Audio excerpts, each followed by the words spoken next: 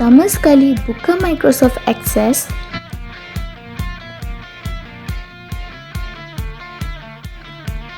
Klik blank database. Namakan file name yang sesuai.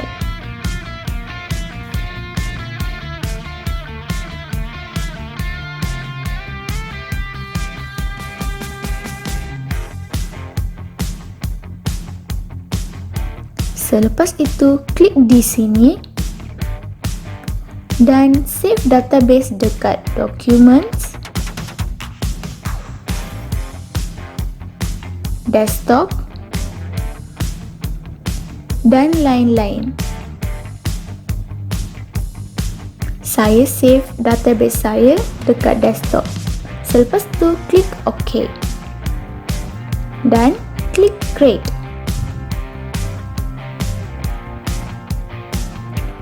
Selepas itu, klik View.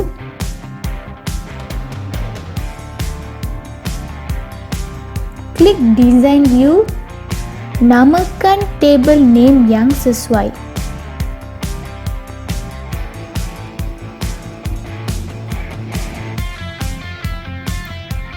Dan klik OK.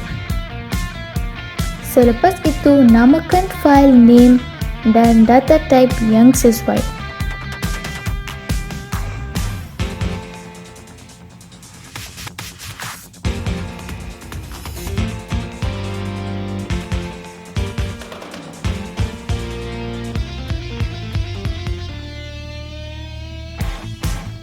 Selepas itu, klik kanan pada sini,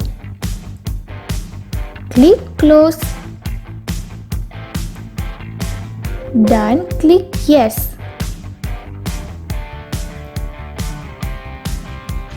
Klik tabel jadual pesakit dan isikan jadual yang sesuai.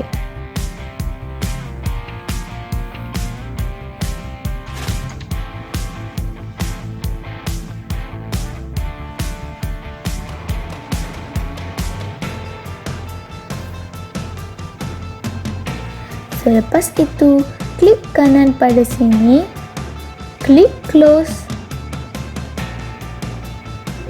dan klik Yes.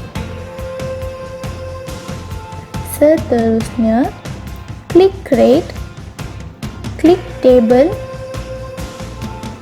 klik View dan klik Design View. Selepas itu, namakan tabel kedua yang sesuai.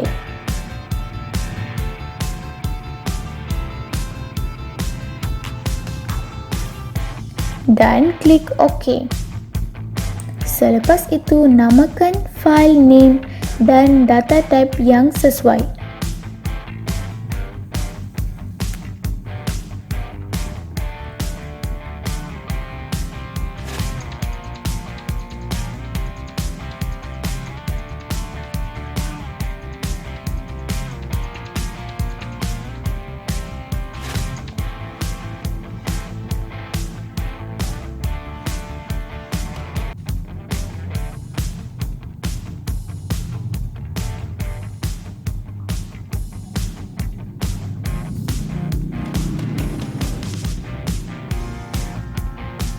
Dan klik kanan pada sini, klik Close dan klik Yes.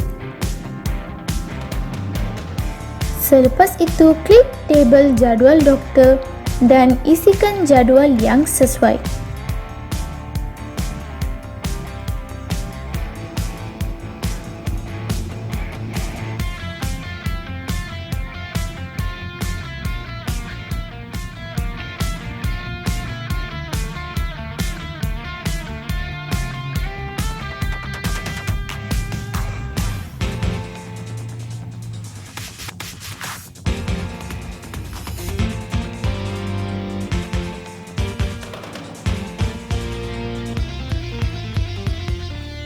Dan klik kanan pada sini, klik Close.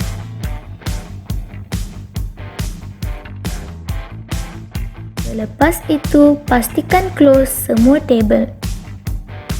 dan klik Database Tools, klik Relationships dan klik Add untuk ke semua table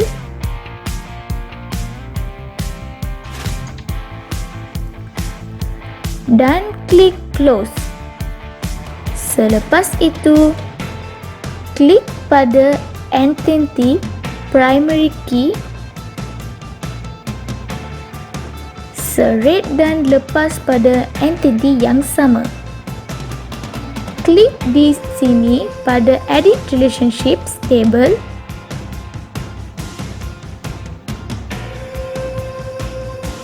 dan klik Create. Dan dia akan tunjuk garis hubungan dan cardinality. Selepas itu, klik Close dan klik Yes untuk save relationships.